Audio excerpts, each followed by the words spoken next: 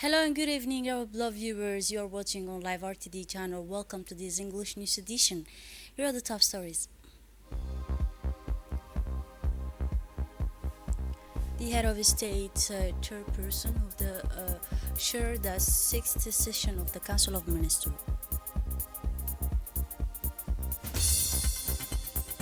In Gaza, a release of a hostage ceasefire and two-state political. Those were the headlines. Thanks for joining us in our newsroom.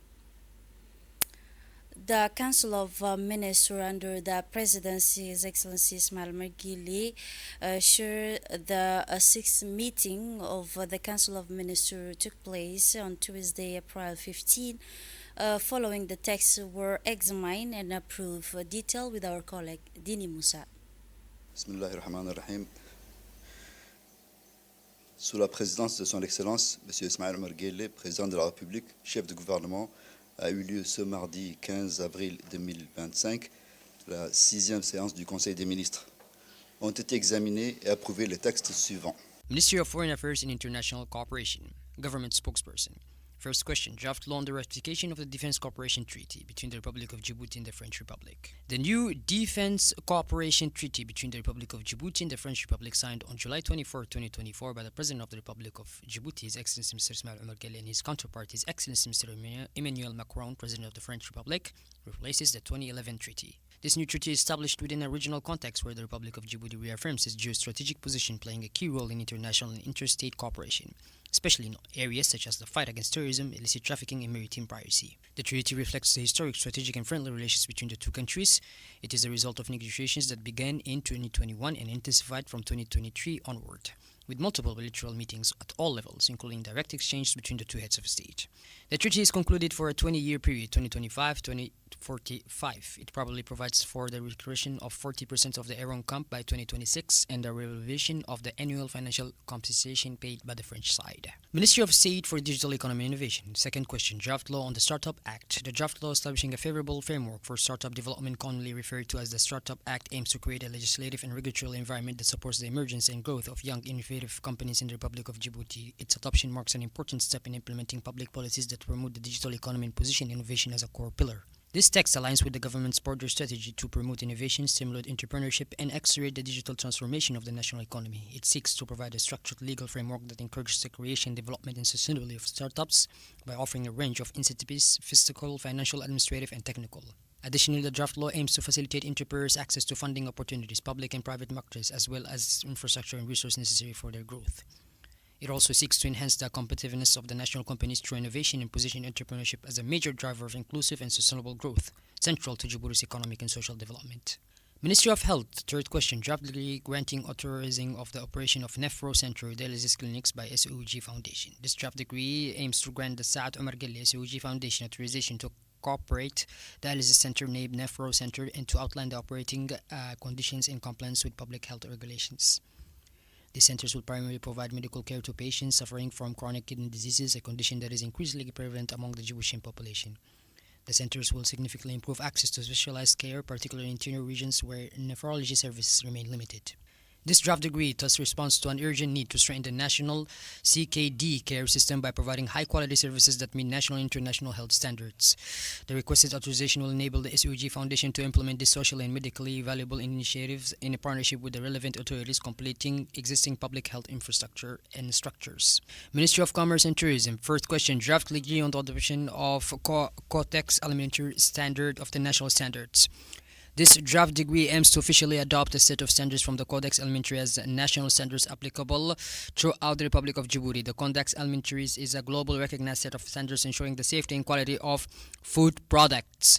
This initiative addresses the current lack of harmonized national benchmarks for food safety while aligning Djibouti's regulations with international standards. The proposal includes the adoption of 71 Codex Alimentary standards selected based on the country's specific needs, especially for commonly consumed and essential food items and the risk level these products pose to public health and safety. The standards cover various aspects of food production, processing, labeling, and safety. They will serve as reference frameworks for producers, processors, importers, and distributors of food products in Djibouti. The adoption of these standards aims to ensure food safety, strengthen the competitiveness of Djiboutian businesses, improve control mechanisms, and protect consumers. The standards will also be subject to periodic review in line with evolving scientific knowledge and international best practices. Fifth question, draft degree establishing the Technical Committee for Agro-Food Sector Standardization. Based on degree number 2024 139 PR MCT, setting the rules for the creation and operation of technical standardization committees. This draft degree establishes a technical committee for standardization dedicated to the agro-food sector in line with the national standardization strategy. The committee is responsible for drafting the annual standardization and or certification program for agro-food standards. It will identify priority standardization needs, propose reference frameworks adapted to national specifics, and ensure alignment with current regional and international standards. It will also oversee the regular revision and updating of standards based on scientific, technological, and regulatory developments. The committee will consist of 60 members representing key stakeholders in the sector, including relevant ministers, health, commerce, agriculture, environment, professional organizations in the agri-food sector, and consumer associations. The establishment of this committee is an essential step strengthening governance of this national standardization system, ensuring the quality and safety of food products, and facilitating the regional and international integration of food products. Ministry of Budget. Sixth question. Draft degree allocating a plot of land in Nagat to the Imran Int Clinic Sarl. The purpose of this draft degree is to allocate a plot of land located in the Nagat subdivision with an area of 4,603 square meters to Imran Int Clinic. The land is intended for the construction of a specialized in ear, nose, throat medical surgical clinic and a collateral implement center. Communications. The Ministry of Economy and Finance, in charge of industry, presented a communication on the economic situation in the fourth quarter of 2024. Internationally, the economic context was mixed, marked by resilient growth, a slowdown in the Eurozone, and a notable rebound in the Chinese economy, all within a context of gradual disinflation. According to the latest estimates from the International Monetary Fund, global growth is expected to reach 3.2% in 2024 and rise to 3.3% in 2025. National economic activity continued its recovery. The port sector maintained strong momentum with a 19.5% increase, mainly driven by transshipment operations. The tertiary sector also performed well, especially in telecommunications and tourism. The secondary sector recorded a 10.5% decrease in electricity consumption, reflecting industrial recovery despite 11% decline in cement sales. On the price front, inflation remained under control with a slight deflation observed in December, minus 0.6%. As for public finances, external debt served amount to 8.14 billion Djiboutian francs with a partial relief for bilateral debt from China. Domestic credit increased by 20.5% by the end of December 2024, while money supply grew by 3.4%. The current account balance remained in surplus, although its balance dropped to 9.65 billion Djiboutian francs at the end of December 2024. The minister also presented a communication on the active portfolio of external financing for the year 2025. This portfolio reflects significant mobilization of external resources, especially for state-owned enterprises, which account for nearly 40% of the funding. It also shows an increasing diversification of funding sources, with strong participation for bilateral and multilateral partners, such as the World Bank, the African Development Bank, the European Union, JICA, and several Arab funds. The support from these partners is increasingly focused on structural projects with high socioeconomic impact, notably in the energy, climate, health, and education sectors. This strategic direction not only reflects donors' confidence in national institutions, but also a shared will to support inclusive, resilient, and sustainable development in the Republic of Djibouti. The Ministry of Youth and Culture gave an update on current projects, particularly the progress of the Archives Modernization Project. It reminded that archives are much more than all documents. They are the official memory of our state, the legal trace of public action, and a pillar of transparency, accountability, and administrative continuity. She emphasized that in the face of challenges related to preservation, security, and enhancement of archival heritage, reactive action is needed. She announced the launch of National Emergency Plan for Djiboutian Archives. The plan aims to clearly assess the current state of archives institutions, clean up outdated documentation to prevent irreversible losses of historical records, digitize important documents to ensure security and accessibility, strain human and material capacity on archival services, and institutionalize a modern archiving culture in line with best practices. The plan fits with a sustainable governance logic directly linked to strengthening the rule of law, improving public service quality, and preserving collective memory for future generations. She concluded by stressing the importance of full engagement by every ministry institution in implementing this plan, ownership by stakeholders, resource allocation, appointment of archival focal points, and rigorous monitoring will be essential to its success. The Ministry of Youth and Culture also gave a communication on the preparation for the third edition of the Djibouti Book Fair, which will take place from April 21 to 24, 2025.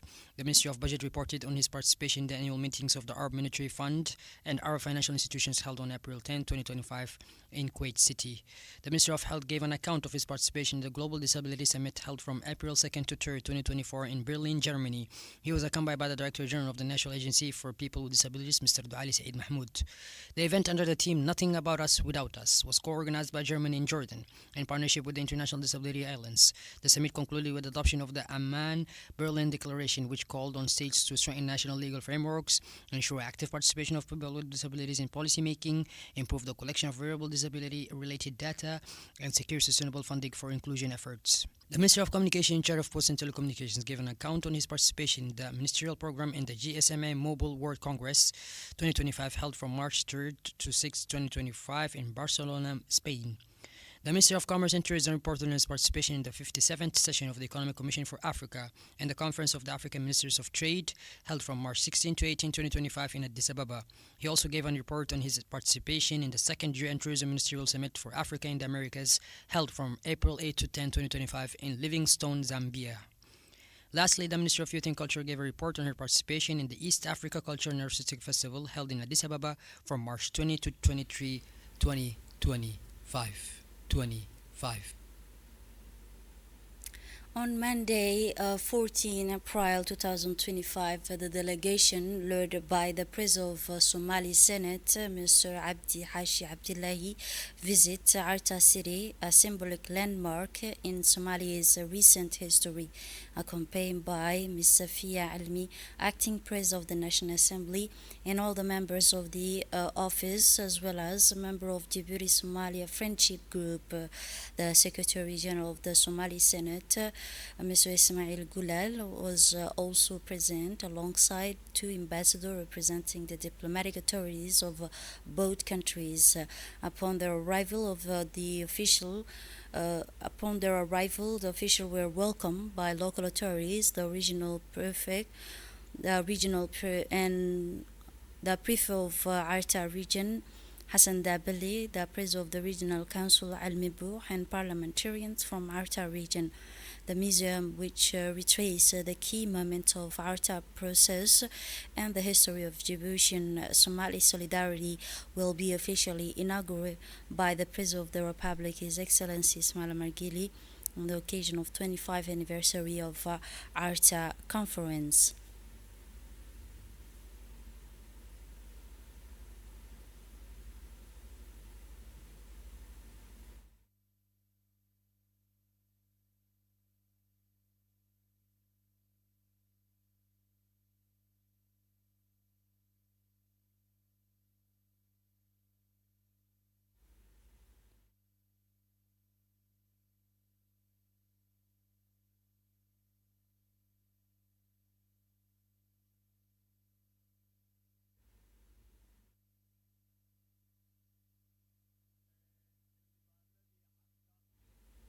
In his speech, the President of the Senate of the Federal Republic of Somalia, Mr.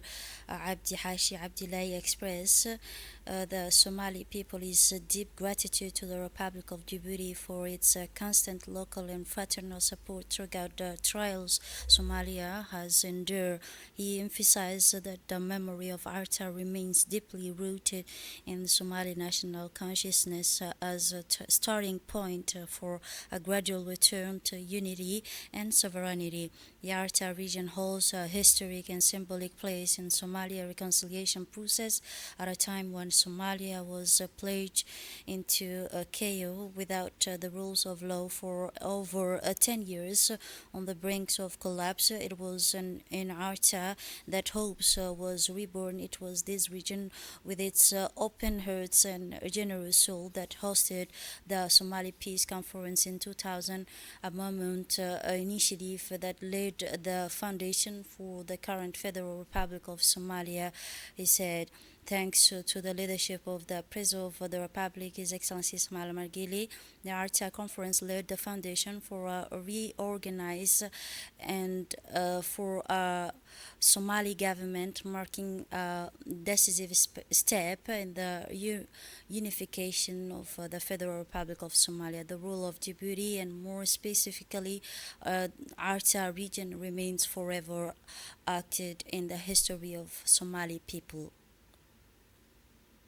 The acting President of the National Assembly of Djibouti, Her Excellency Safia Elmi, emphasized the history of fraternal significance of this visit. Let us listen for our colleague Aisha Abdullahi. The first Vice President of the National Assembly, Safia Elmi Jibril, welcomed Mr. Abdi Hashi Abdullah, the President of the Council of Somali Senators, on behalf of the President of the National Assembly. She expressed that it was an honor to be in Arta, a city that symbolizes peace and stability. She recalled that Arta is a historic city and mentioned that in 2000 it had hosted the Somali Reconciliation Conference, which led to the creation of the first Somali government. She sincerely thanked the President of the Republic, Ismail Margili, for prioritizing peace in Somalia since the beginning of his mandate. She noted that at Atta conference, President Gili had delivered a powerful speech urging the Somali participants to unite and support him in his effort to rebuild the Somali state. She highlighted that these initiatives illustrate the deep and fraternal ties between the two sister nations, Djibouti and Somalia, two countries that share the same religion, culture, and common values. She also acknowledged the commitment of the people of Arta, who had played an essential role in warmly welcoming the participants and contributing to the success of this conference. The Minister of Foreign Affairs and International Cooperation, Mr. Abdul Qadir Hussein, is taking part in the 24th extraordinary session of the African Union Executive Council in Addis Ababa. The session was chaired by the chairperson of the African Union Commission, Mr. Mohamed Ali Yusuf. The agenda included the election of a member of the AU Peace and Security Council, a member of the African Union Commission on the International Law, and a member of the African Space Council. On the sidelines of the extraordinary session of the Executive Council, the Minister of Foreign Affairs and International Cooperation held a bilateral meeting with his Rwandan counterpart, Mr. Olivier Jean-Patrick. The Rwandan minister immediately congratulated his Djiboutian counterpart on his recent appointment, and the two ministers reiterated their commitment to further consolidating existing bilateral relation. And now the Republic of Djibouti condemns in the strongest terms the heinous crime perpetrated by the Israeli occupation forces through the bombing of the hospital in Gaza Strip, which constitute a flagrant violation of international humanitarian law. Djibouti warns the collapse of the healthcare system in Gaza Strip due to the ongoing Israeli atrocity, and calls on the international community to assume its responsibility and to end this atrocity and protect innocent civilians. Also, the Republic of Djibouti condemns in the strongest possible terms in the attack perpetrated against the Zamzam and Abu Shah camps for internally displaced persons in Darfur region in the broader Republic of Sudan, which result in the death and injury of a dozen of people in flagrant violation of international humanitarian law. The Republic of Djibouti reiterates the imperative to guarantee the protection of civilians population as well as humanitarian actors, and underline the importance of a safe, rapid, and sustainable access to the humanitarian aid. A significant day for the Djiboutian Army Forces while Hil Walal 10 Battalion returned after 2 years of deployment under the ATMIS banner in Somalia. The Hil Walal 12 Battalion takes over, ready to take on challenges of the Beledweyne region. Yesterday, Monday, April 14, the first element of Hill 10 battalion set foot on Djiboutian soil, receiving a hero's welcome at Djibouti International Airport.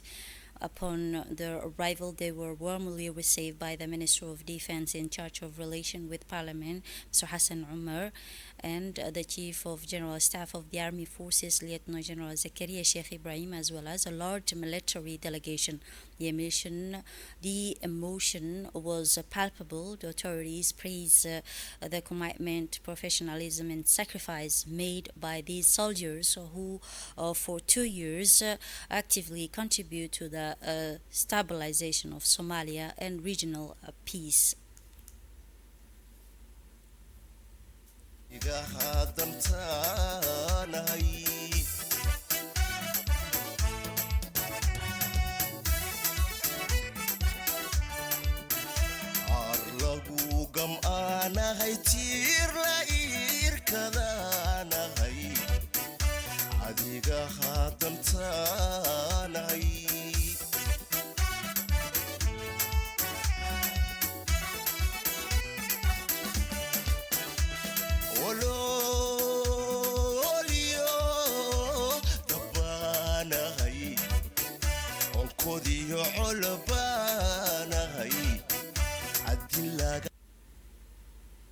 The administrative and medical procedures were held for the return battalion Hill 10 in accordance with the established procedures. The soldiers of battalion Hill 10 were directed to a reintegration workshop upon their arrival. On the administrative front, a specialized team handled the necessary formalities, adapting files, managing orientation and authorization, but also handling logistics to ensure a smooth running a return to everyday life. At the same time, a comprehensive medical assignment was conducted. Each soldier received personalized follow-up, ensuring optimals after their mission. Military medical service deployed the necessary resources to meet any specific need.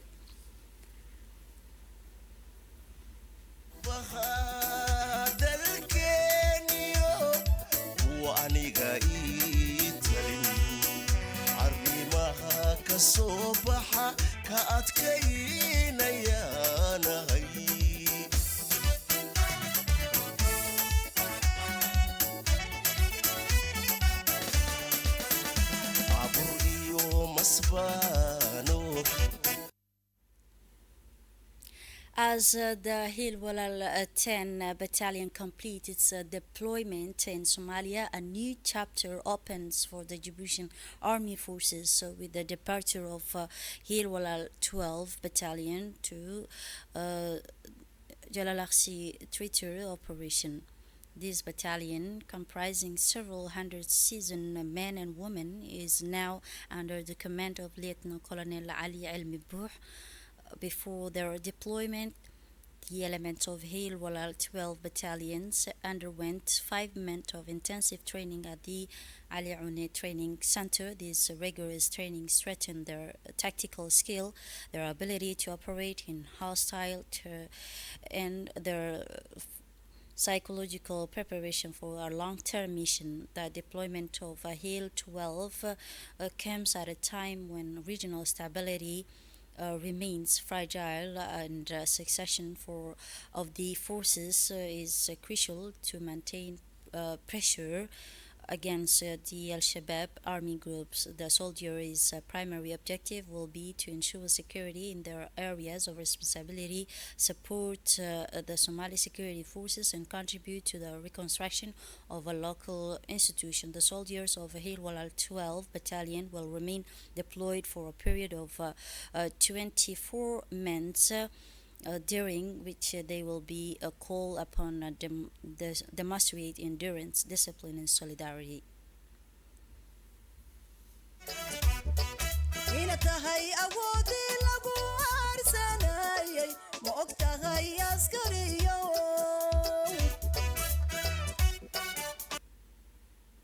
In his speech, the Chief General Staff of the Army Forces, Lieutenant General Zakaria Sheikh Ibrahim, said that it is with great honor and emotion that I send before you today to the Air Force's hangar. Details with our colleague. بسم الله الرحمن الرحيم الحمد لله رب العالمين الصلاة والسلام على رسول الله صلوات الله وسلامه عليه وعلى آله وصحبه أجمعين وبعد إذا كان رئيس جيبوتي. The Chief of the General Staff of the Army Forces, Army Corps General Zakaria Sheikh Ibrahim, first of all expressed his emotion and great respect, and as he addressed the troops in the Air Force hangar, he did not fail to thank them for their commitment, courage, and sense of duty. He stated that they were the 12th Battalion being deployed to Somalia, a friendly country that Djibouti has supported for a long time, particularly in difficult times. He emphasized that they had stood by Somalia in the past and will continue to assist them for as long as needed. He explained that the Hell 12 Battalion they were forming was eagerly awaited and stressed the importance of being strong, disciplined, and exemplary. According to him, they represent not only the honor of the Djiboutian army but also that of the entire nation. He informed them that they will be deployed to Jalalaksi, a difficult area where their presence will make a real difference. The general prayed for God help in guiding Somalia toward peace and development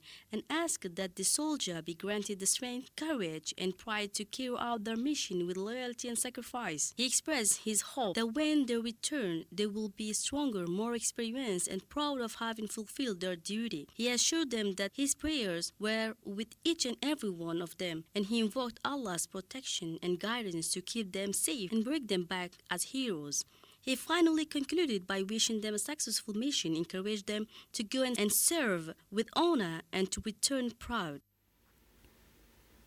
Following the government's decision to urge irregular immigrants to leave the country within 1 month, the Minister of Interior Said Nur Hassan, accompanied by a large delegation from regional authorities, including the regional prefect Abdul Malik Mohammed Benoita, the president of the regional council Sharmaka Hassan Alale, and the senior law enforcement and security official visit the southern Galile border yesterday to meet the immigration officials and the forces stationed there to implement the measure taken for these issues. The Minister of Interior's visit comes 10 days after his statement on April 3, 2025, calling on irregular immigrants to leave the country within 1 month as part of the operation that will be implemented after 1 month period granted to irregular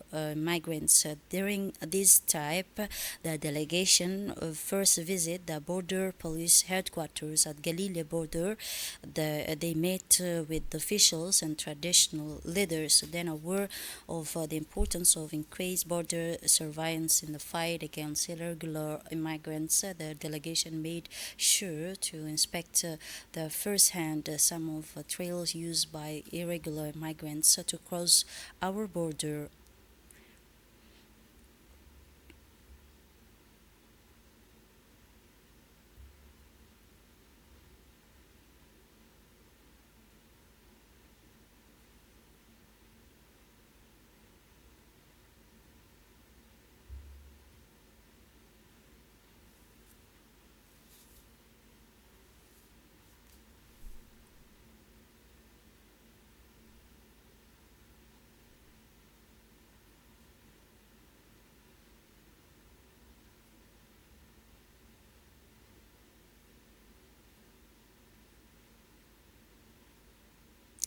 In his intervention, the Minister of Interior, Mr. Saeed Nur Hassan, explained that throughout the brainstorming session on site allowed for a better definition of the problems, were outlining the avenue for further consideration. The minister said following this initial field visit, it is decided to meet again very soon to define a strategy appropriate to the circumstances. The Djiboutian capital hosted the official launch of the second Climate Change, Resources and Resilient International Conference, a regional event bringing together experts, decision makers, and institutional representatives to discuss current major climate issues. The opening ceremony was followed by an inaugural panel exclusively for women entitled Women and Climate Change, attended by all Djiboutian ministers.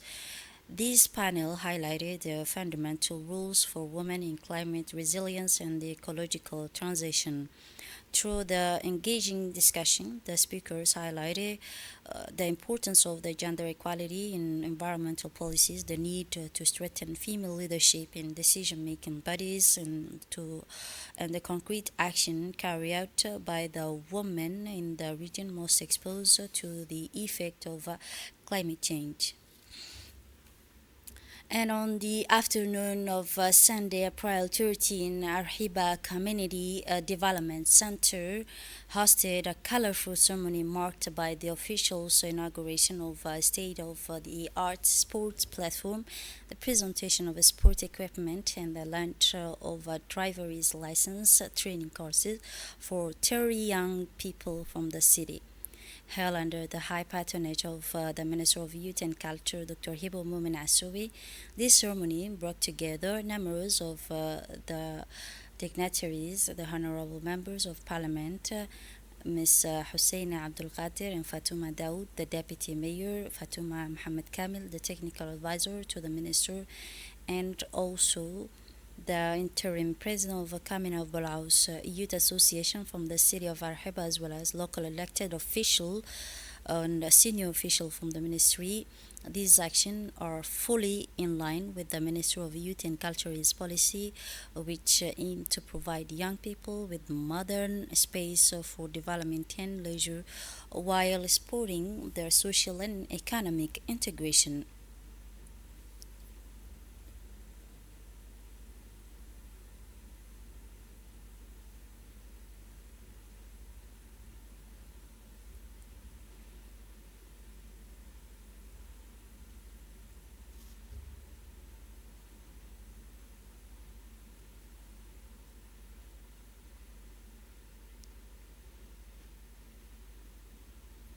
In her statement, the Minister of Youth and Culture, Dr. Hibo Mumin Asowi, plays some word. Let us listen to our colleague Asha Abdullah.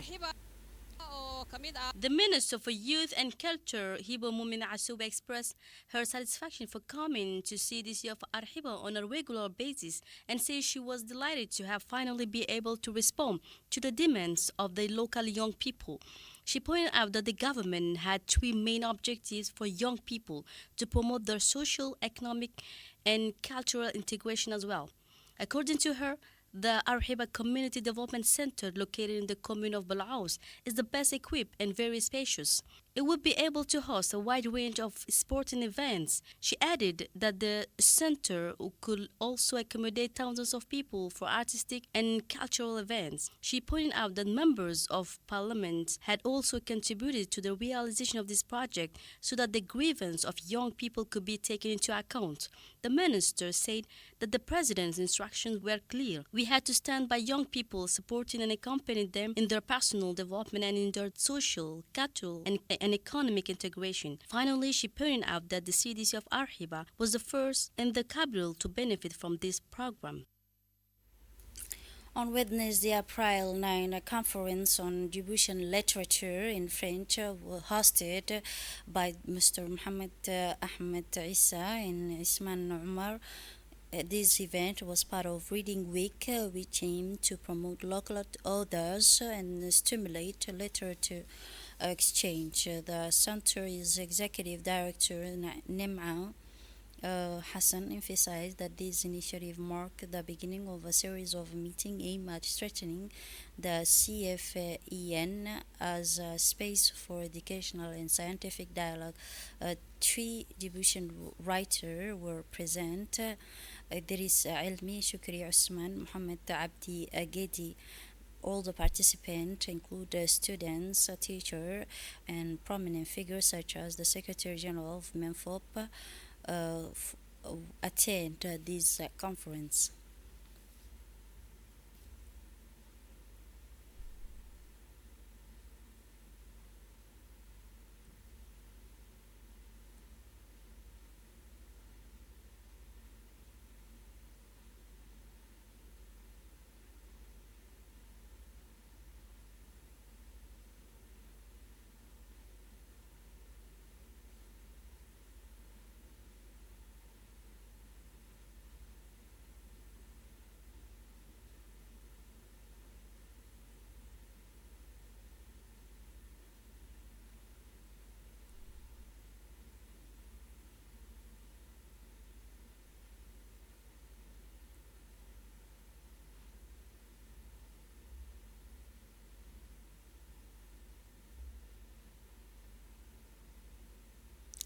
In his speech, the Secretary General of MENFOB, Mr. Mohammed Abdallah Mahyoub, emphasized the importance of the reading with his tools, read and write.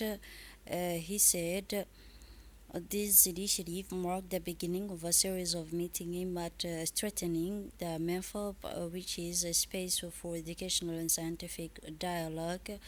In conclusion, he said all former teachers remained featured and their critical role in awakening literacy passion in their students.